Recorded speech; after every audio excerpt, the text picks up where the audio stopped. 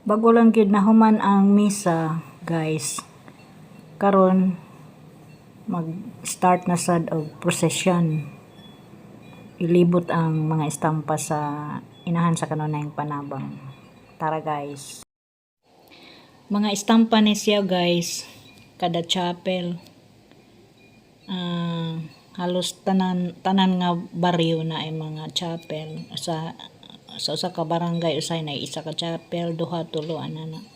Nya i-procession gyud ni siya bispera sa iyang adlaw nga piyestahan, kapistahan. Iyang piyesta ani sa inahan sa kanay panabang diri sa Gracia Hernandez, April 27. So i-procession ni siya April 26. Wala ni siya, mag-start na ni siya guys. Mo na among second patron diri sa Gracia Hernandez. Among first patron mga San Juan Bautista. Mo ni kaduha inahan sa kanay panabang. April 27 mo ni yang piyesta diri sa amo Gracia Hernandez, inahan sa kanay panabang.